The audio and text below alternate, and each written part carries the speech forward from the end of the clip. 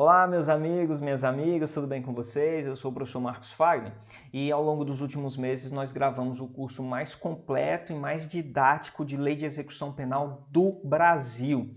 E para mantê-lo nessa posição, que eu estou disponibilizando essa aula extra, uma aula que eu vou fazer algumas atualizações ao nosso curso. São, na verdade, 5 pequenas ponderações que nós vamos atualizar o nosso curso completo. Começamos com uma pequena alteração legislativa muito recente que nós tivemos aí depois da gravação do nosso curso, uma pequena alteração que é a inclusão do parágrafo 4º ao artigo 14 da LEP. Não se preocupe, ele é um artigo, é um parágrafo muito literal, muito simples. Isso foi estudado lá nas suas anotações, caso você queira atualizar também o seu material, está lá nas anotações da aula de número 6 do nosso curso completo, onde a gente analisa o regime assistencial da Lei de Execuções Penais.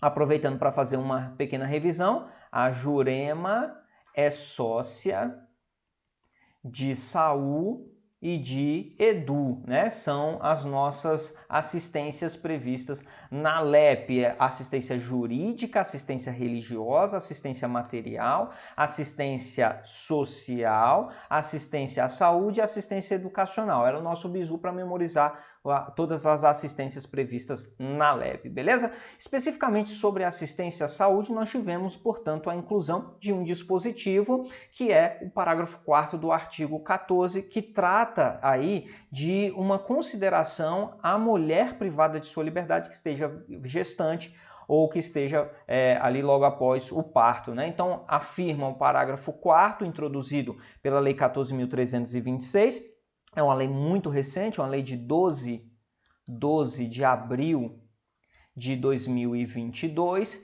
que assegura um tratamento humanitário à mulher grávida privada de liberdade durante os atos médico-hospitalares preparatórios e a realização do parto e durante o próprio trabalho de parto, e além disso se estende também ao período de puerpério, cabendo então ao poder público promover a assistência integral. Isso aqui é para evitar a chamada violência obstétrica, né? Essa expressão violência obstétrica, ela foi muito discutida aí, principalmente na mídia, recentemente, que são casos em que a própria equipe médica ela pratica determinados atos de violência, seja uma violência psicológica, seja propriamente uma violência física, amarrando a mulher que está parturiente, seja já há relatos inclusive de médicos que agridem a mulher quando ela não está colaborativa durante o trabalho de parto. Então é um assunto muito atual, né? Um assunto que vem sendo discutido, e aí o legislador trouxe isso também para a execução penal, garantindo que a mulher privada de liberdade, durante a gestação, durante o trabalho de parto e após o trabalho de parto, não venha mais a sofrer a chamada violência obstétrica por força do parágrafo 4º do artigo 14. Beleza? Considerando então que é uma atualização recente, a única ponderação que eu faço para você é que você verifique em relação à data da publicação do seu edital, uma vez que você sabe que as atualizações posteriores à publicação de um edital não podem ser objeto de cobrança de prova. Então verifique apenas em relação à data da publicação do seu edital para saber se essa alteração cai ou não cai. Beleza? Vejamos aí agora a segunda ponderação, a segunda atualização. Essa, na verdade, não trata de uma atualização legislativa, nem mesmo uma atualização jurisprudencial. Na verdade, eu quero apenas esclarecer algo que eu percebi que não ficou muito claro para alguns alunos. Então, a gente fez uma gravação de uma matriz completa, explicamos todos os desdobramentos a respeito do exame criminológico lá na aula de número 5, do nosso curso completo. Mas eu percebi que, apesar das explicações terem sido feitas adequadamente, que alguns alunos não compreenderam corretamente, talvez por ser realmente um assunto um pouquinho mais truncado, um pouquinho mais travado. Então eu vou explicar novamente esse assunto, trazendo de uma forma ainda mais didática para que as coisas fiquem extremamente esclarecidas para você, meu aluno. Beleza? Para falar sobre exame criminológico, visto e estudado de maneira aprofundada lá na nossa aula de número 5 do nosso curso completo, a gente tem que entender, e é isso que boa parte dos alunos não compreendeu quando da explicação original, é que o exame criminológico, pessoal, ele pode ser utilizado para duas finalidades distintas. E você só consegue responder questão de prova se você conseguir compreender esses dois desdobramentos de um exame criminológico, entender que ele pode ser utilizado de duas formas distintas. Vamos lá fazer então essa anotação no nosso quadro. Olha só, pessoal, então vamos lá tratar do exame criminológico.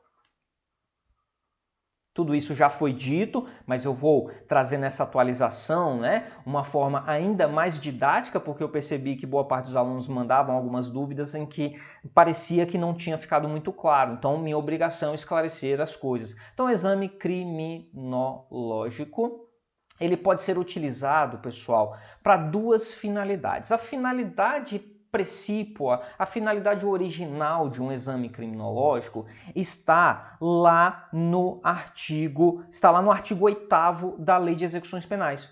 O caput do artigo 8º da Lei de Execuções Penais traz o exame criminológico na sua primeira finalidade, que é a finalidade original de um exame criminológico, que é um estudo multidisciplinar que vai ser utilizado, o resultado desse estudo vai ser utilizado para fins de classificação dos presos. Então nós temos o princípio da individualização da pena. Para individualizar a pena, nós temos que conhecer o apenado. E para conhecer o apenado, nós temos que classificá-lo. E um dos instrumentos mais importantes na classificação é justamente esse estudo multidisciplinar, que vai trazer aí todo um aspecto de criminologia, de psicologia, de assistência social, de psiquiatria, formando um parecer, formando um laudo de exame criminológico que vai subsidiar a classificação. Então essa é a finalidade original, a finalidade clássica de um exame criminológico, o estudo multidisciplinar utilizado para fins de classificação. Então, para fins de classificação, o exame criminológico detém as seguintes características. O artigo 8º caput da Lei de Execuções Penais determina para a gente o seguinte: determina que aquele indivíduo que tenha sido condenado a uma pena privativa de liberdade, cujo regime inicial de cumprimento seja o regime fechado, então, para o regime fechado, o caput do artigo 8º determina que ele será submetido. Será submetido. Será submetido traz, portanto, uma obrigatoriedade. Aquele indivíduo, então, que seja condenado a uma pena privativa de liberdade, e essa pena privativa de liberdade, ela tem um regime inicial de cumprimento fechado, ele vai ser submetido ao exame criminológico, tá? Então, a obrigatoriedade do exame criminológico para fins de classificação dos condenados para o cumprimento em regime fechado.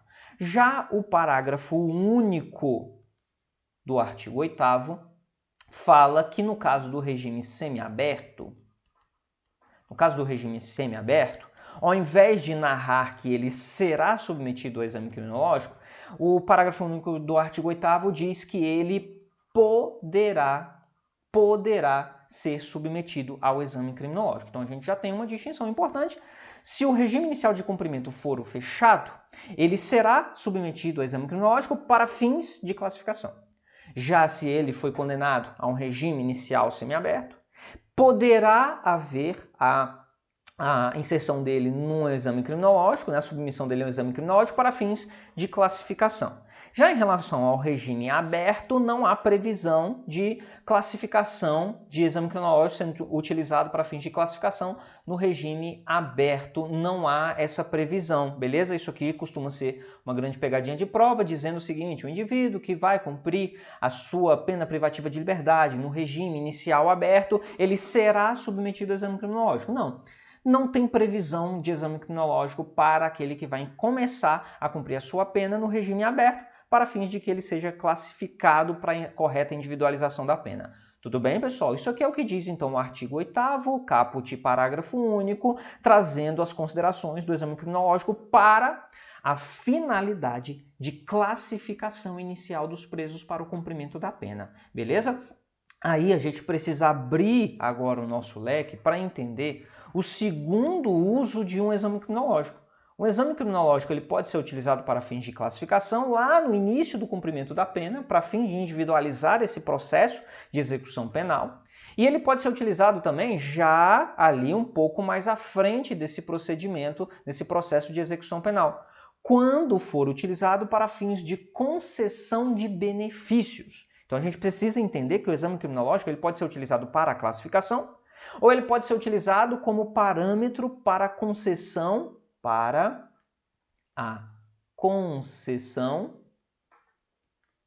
de benefícios.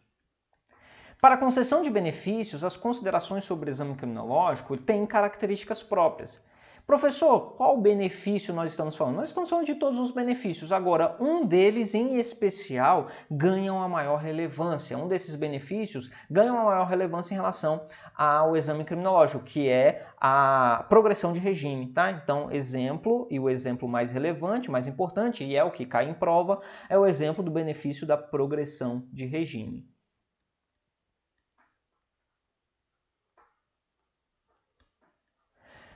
Estabelecia o artigo 112 da Lei de Execuções Penais que na hora, já no momento posterior da execução penal, quando o juiz da execução penal fosse avaliar a concessão do benefício da progressão de regime, havia ali uma possibilidade dele, na redação original do artigo 112, havia uma possibilidade dele decretar ali a submissão daquele preso a um exame criminológico, para que, com esse estudo multidisciplinar, o juiz tivesse mais elementos antes de tomar a sua decisão, beleza? O artigo 112 sofre uma alteração e o legislador retira da redação do artigo 112 a exigência do exame criminológico. Surge ali na doutrina, entre os estudiosos, uma dúvida. Qual seria a dúvida? Qual é a intenção do legislador? Quando o legislador suprime o exame criminológico do artigo 112 como requisito para a progressão de regime, o que o legislador está querendo? O legislador está acabando com a existência do exame criminológico? Ele está extinguindo o exame criminológico do nosso sistema de execução penal? Ou ele, na verdade, está trazendo apenas uma retirada da obrigatoriedade desse exame? E o Supremo Tribunal Federal chega à conclusão segunda dessa nossa, que a gente acabou de elencar. Ou seja, para o STF, quando o legislador retira o exame criminológico como uma exigência para a progressão de regime, o legislador não está extinguindo o exame criminológico. Na verdade, ele está apenas trazendo uma faculdade. Ele está tornando o exame criminológico para fins de concessão de benefícios, ou seja, para fins de progressão de regime, o exemplo mais importante, está trazendo uma não obrigatoriedade, está trazendo uma faculdade. Então, pessoal, para fins de progressão de regime, o exame criminológico passa a ser, então, facultativo. Beleza? Então, quando alguém me pergunta se o exame criminológico é obrigatório ou é facultativo, ele tem que me dizer, ele tem que me responder,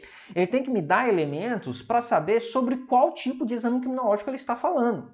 Porque se eu estou falando de um exame criminológico utilizado para fins de classificação, rege-se a regra pelo artigo 8º, onde no caput diz se ele foi condenado ao regime inicial de cumprimento fechado, ele será submetido, o preso será submetido ao exame criminológico.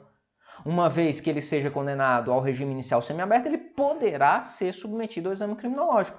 Já em relação ao regime aberto, não tem previsão de que, ao iniciar o cumprimento do regime aberto, que esse preso seja submetido a um exame criminológico para individualização da pena. Não tem essa previsão.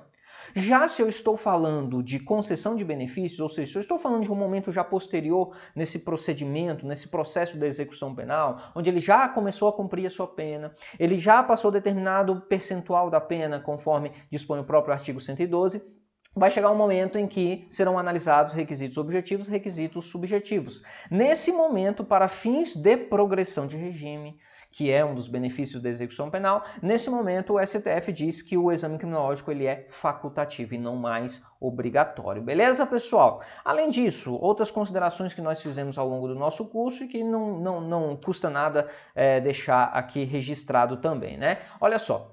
Já que o exame criminológico, para fins de concessão de benefícios, em especial a progressão de regime, já que nesta finalidade o exame criminológico é facultativo, isso significa que o juiz, para submeter um indivíduo a esse exame criminológico, ele tem que justificar. Porque se fosse obrigatório, ele não precisaria justificar, mas uma vez sendo facultativo, quando decreta, quando determina a realização do exame criminológico, o juiz tem que motivar, tem que ter uma decisão motivada. Sobre essa decisão motivada, o STJ tem alguns entendimentos interessantes e importantes. Olha só, o que pode justificar tem que ser justificado, beleza? O que pode justificar, o que é uma justificativa adequada para a exigência de um exame criminológico para fins de concessão de benefícios. Então, vamos lá. O que justifica? O que justifica? Aí o STJ ele diz o seguinte, olha pessoal, para fins de exigência de um exame criminológico, uma vez que ele é facultativo, lá na concessão de um benefício da execução penal, em especial a progressão de regime, será necessário que seja justificada a exigência desse exame criminológico, que ela seja justificada nas peculiaridades do caso concreto. Peculiaridades do caso concreto. O próprio STJ, ele dá um exemplo dizendo o seguinte, olha, por exemplo, se esse preso, se ele praticou ao longo da execução penal, se ele praticou faltas disciplinares de natureza grave, essa é uma peculiaridade do caso concreto que pode ser utilizado como justificativa para que o juiz da execução penal, antes de conceder ou não a progressão de regime, que ele tenha um pouco mais de embasamento através da realização de um exame criminológico. Então, dá-se um exemplo no STJ de que essas peculiaridades do caso concreto, por exemplo, seria aí a prática de faltas graves. Falta grave. Então, o fato de um preso ter praticado falta grave na execução da pena é um motivo justo para que o juiz, antes de conceder a progressão de regime, submeta ele a um exame criminológico. Agora, por outro lado, o que não pode, por si só, justificar a exigência de um exame criminológico. O STJ tem também dois entendimentos interessantes e importantes que costumam também cair em prova. O que não pode, por si só, justificar, motivar a exigência de um exame criminológico para fins de concessão de benefícios, em especial a progressão de regime. Estabelece o STJ que o simples fato de um crime ser abstratamente grave, o artigo aí é muito grave, ou é um crime hediondo, ou seja, estou falando de forma abstrata, a gravidade em abstrata não é suficiente para que ele exija um exame criminológico. A gravidade abstrata do crime. Então, simplesmente dizer, olha, esse é um crime muito violento, olha, esse é um crime muito grave, olha, esse é um crime hediondo. Isso, analisando friamente apenas a gravidade em abstrato daquele crime, não é motivo suficiente que por si só leva à possibilidade da exigência do exame criminológico, uma vez que ele tem que estar baseado não na situação abstrata, mas sim nas peculiaridades do caso concreto. Um outro entendimento do STJ também interessante é de que o simples fato daquele preso ter ainda muito tempo restante de pena a cumprir, por si só também não é uma justificativa plausível para que o juiz utilize na exigência de um exame criminológico, tá bom? Então, o simples fato dele ter um tempo restante de pena alto não é suficiente por si só para se exigir um exame criminológico. Beleza, pessoal? Sobre exame criminológico, portanto, não é nenhuma novidade que eu trouxe aqui, eu apenas quis, uma vez que eu percebi que alguns alunos do nosso curso tiveram uma certa dificuldade na interpretação, eu quis trazer de uma forma ainda mais clara. Exame criminológico pode ser utilizado lá no início do processo da execução penal para fins de classificação, no qual no regime fechado ele será submetido, no regime semiaberto ele poderá ser submetido, já no regime aberto não tem a previsão. E o exame criminológico ele pode ser utilizado também para fins de concessão de benefício, em especial progressão de regime. Nesse caso, o STF entende que ele é facultativo. O exame criminológico não é requisito obrigatório, é requisito facultativo. Se é facultativo, o juiz pode utilizar? Pode, desde que ele motive. Desde que ele justifique. O que pode justificar a realização do exame criminológico para fins de progressão de regime? As peculiaridades do caso concreto. por exemplo, o preso já ter praticado faltas graves. O que por si só não pode servir como fundamento para o juiz exigir um exame criminológico, a mera gravidade em abstrato, o mero tempo muito grande de pena a cumprir, não são razões que por si sós levam à exigência ou que possam justificar o exame criminológico. Então essa é a nossa consideração de número 2, esclarecendo de uma forma mais didática, conforme eu percebi que foi necessário, o exame criminológico, certo? Para mais considerações sobre outros aspectos do exame criminológico, esse sem muita discussão, aula de número 5 do nosso curso. Seguimos agora, meus queridos, para algumas atualizações também em relação à falta grave. Nós tivemos lá no nosso curso, quando nós falamos lá na aula 14, a aula 14 é uma aula que fala só de falta grave. Uma aula importantíssima, uma aula que eu tenho absoluta certeza que ao menos aí uma ou duas questões de prova serão em cima da nossa aula de número 14, lá do nosso curso, que trata sobre faltas graves. Quando nós tratamos das faltas de natureza grave, nós falamos lá do artigo 50, que é complementado pelo artigo 52, tipificando as faltas disciplinares de natureza grave. Dentre o rol das faltas disciplinares de natureza grave, nós temos o inciso 7º. O inciso 7º do artigo 50 da Lei de Execuções Penais tipifica como falta grave o preso que tiver em sua posse, utilizar ou fornecer aparelho telefônico de rádio ou similar. Aparelho telefônico de rádio ou similar que permita a comunicação entre os presos ou com o ambiente externo. Isso tipifica falta de natureza grave.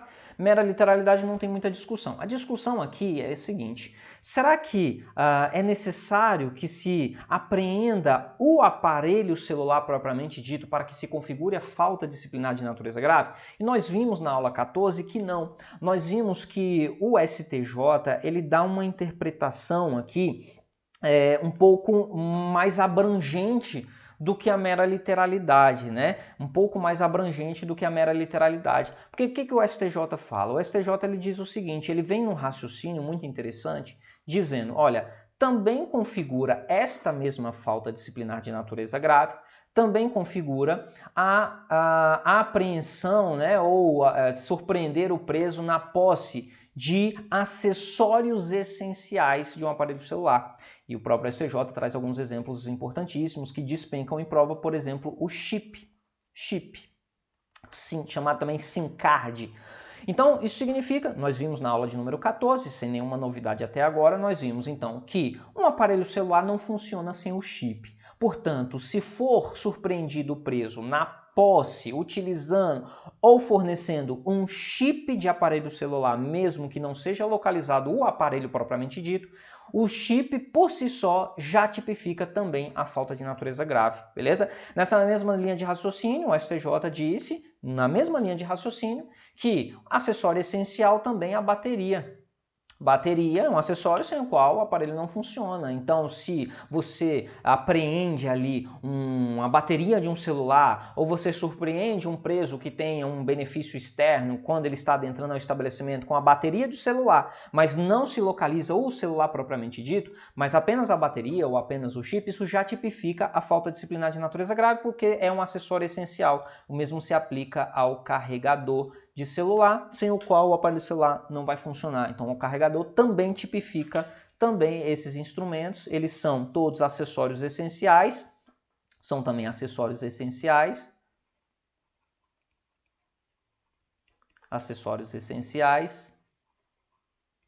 e por isso tipifica, segundo o STJ, por esta razão, tipificam também falta grave.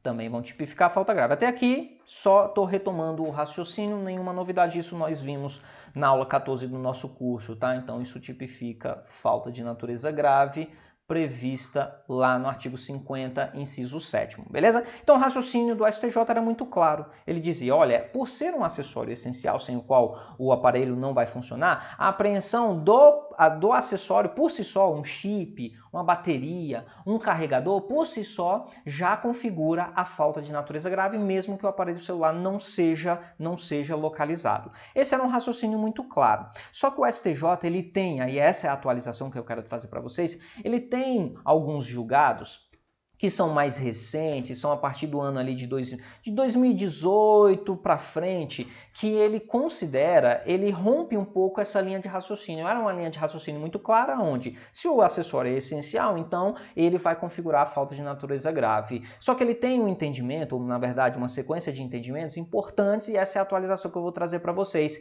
que é a respeito do fone de ouvido.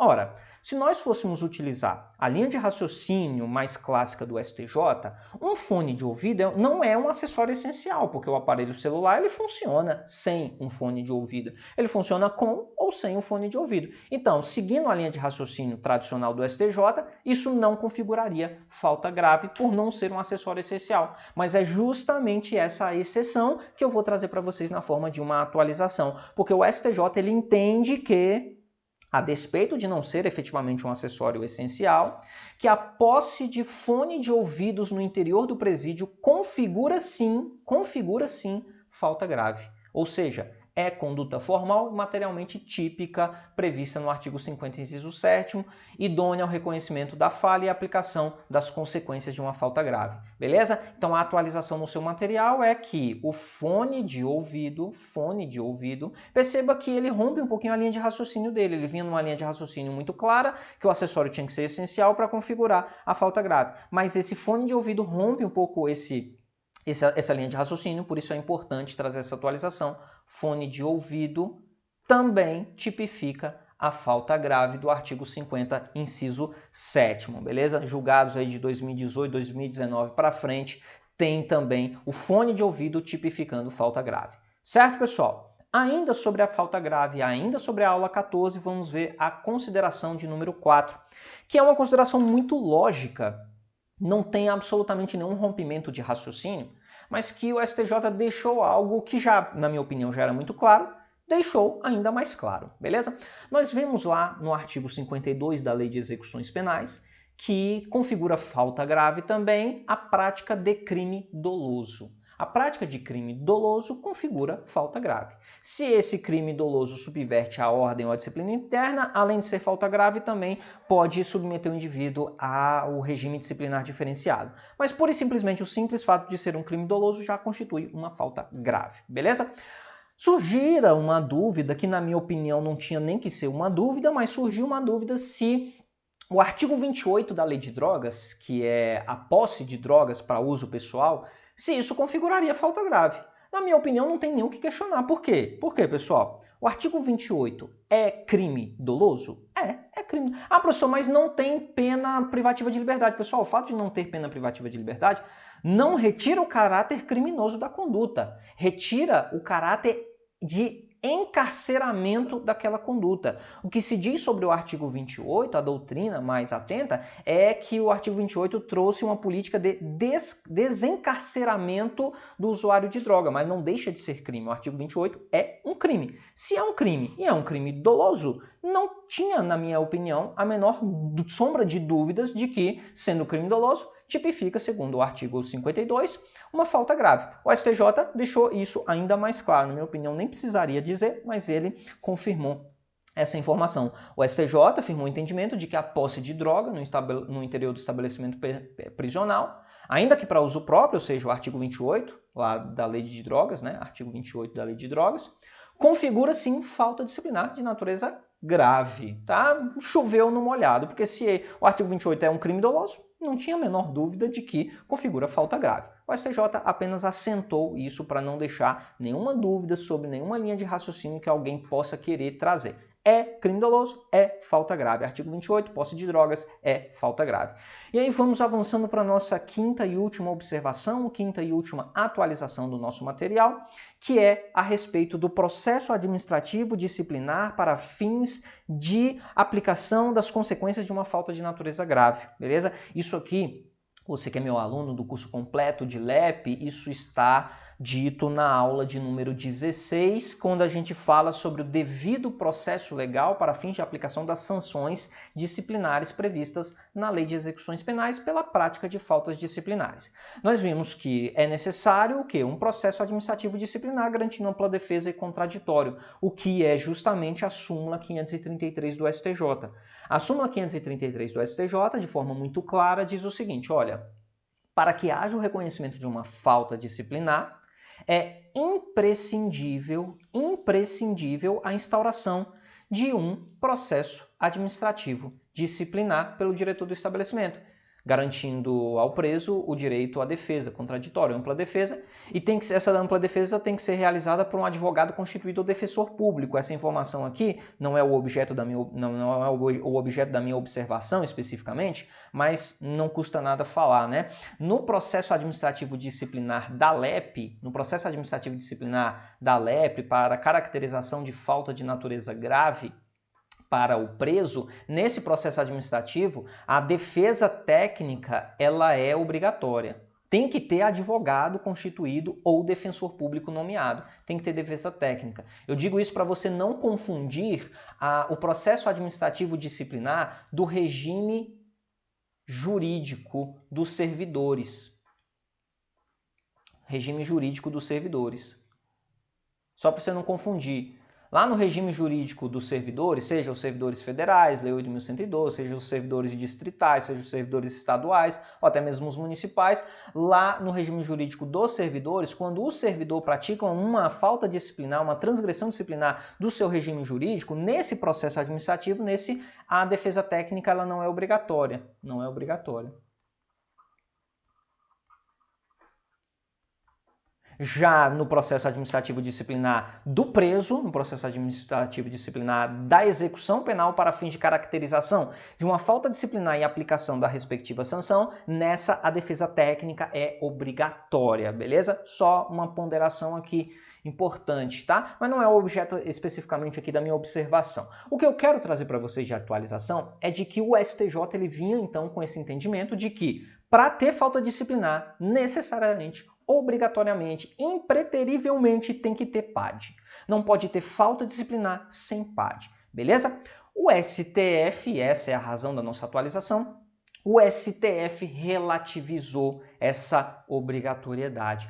O que o STF diz, pessoal? O STF diz o seguinte, olha, se lá na raiz do problema, lá na execução penal, lá durante, no estabelecimento penal, o diretor, seja por um vacilo, seja por uma falta de conhecimento, seja qual for a razão, não se instaura um processo administrativo disciplinar lá no estabelecimento penal, mas lá na audiência de justificação. Professor, que audiência de justificação é essa? Ora, nós estudamos ainda no nosso curso completo que quando se aplica uma falta de natureza grave para o preso, essa falta grave vai ter algumas consequências. Consequências estas como, por exemplo, regressão de regime, como a revogação de até 1/3 do tempo remido, dentre outras consequências importantes da prática de falta disciplinar de natureza grave. Quando o juízo da execução vai aplicar essas consequências, ele vai ouvir o preso, ele vai ouvir a defesa do preso. Essa é a chamada audiência de justificação. Vamos supor, então, que no momento inicial não teve processo administrativo disciplinar lá no estabelecimento penal. Um vício, tá? Nós temos um vício rompendo devido ao processo legal. Beleza. Só que se este preso lá nessa audiência de justificação, se esse preso a ele for oportunizado naquele momento que ele expresse a sua defesa, que a sua defesa técnica se manifeste, dê a sua versão sobre os fatos, levante as provas que achar necessárias para garantir o seu contraditório, a sua ampla defesa, ali naquele momento isso está fazendo o quê, pessoal? Isso está suprindo aquele problema anterior. Essa audiência de justificação, oportunizando a defesa técnica e a oitiva do condenado, isso supre eventual ausência de processo administrativo. Supre, inclusive, a ausência ou deficiência de defesa técnica. Vamos supor que no processo administrativo lá do estabelecimento penal, presidido lá pelo diretor do estabelecimento, não aparece o advogado do preso e eles tocam o processo administrativo sem advogado mesmo. Tá errado, tá errado. A súmula 533 do STJ exige o processo administrativo com ampla defesa e contraditória e defesa técnica. Mas se lá na audiência de justificação, pessoal, a audiência judicial é algo que tem uma cautela, tem mais ponderações do que um processo administrativo. Se lá onde tudo é mais cauteloso, onde tudo é mais cuidadoso, se lá foi efetivamente oportunizada a ampla defesa, o contraditório, a manifestação da defesa técnica, isso supre essa eventual insuficiência da defesa lá no processo administrativo do estabelecimento penal. É justamente o que diz o STF nesse recurso extraordinário aqui nominado. Olha só. A oitiva do condenado pelo juízo da execução na audiência de justificação, realizada na presença do defensor e também do Ministério Público, afasta a necessidade de um prévio PAD, assim como supre também a ausência ou insuficiência da defesa técnica no PAD. Beleza? Então, nós temos o seguinte raciocínio. Olha, nós temos que ter um PAD, não podemos ter uma aplicação de uma falta disciplinar, de uma sanção em razão de uma falta disciplinar lá no estabelecimento penal sem o PAD. Só que esta nulidade, que até então era absoluta, segundo o STJ, passa a ser relativa. O STF agora diz que se lá na audiência de justificação foi oportunizado aquilo que lhe faltou, ou seja, o devido processo legal, a ampla defesa, o contraditório, se lá na audiência de justificação ele teve essa oportunidade, isso supre essas irregularidades anteriores. Essa, portanto, é a nossa última consideração para manter o nosso curso no padrão de 100% atualizado, no padrão para você gabaritar a sua prova, beleza? Você que ainda não teve a oportunidade de conhecer o nosso curso, eu vou deixar também na descrição do vídeo aqui o link para você conhecer o nosso curso completo, todo nessa pegada didática, esquematizada, atualizada, aprofundada, que é o necessário para você gabaritar na sua prova. Um grande abraço, pessoal, sucesso, qualquer coisa eu estou à sua disposição também lá no meu Instagram, @profmarcosfagner. Tchau, tchau.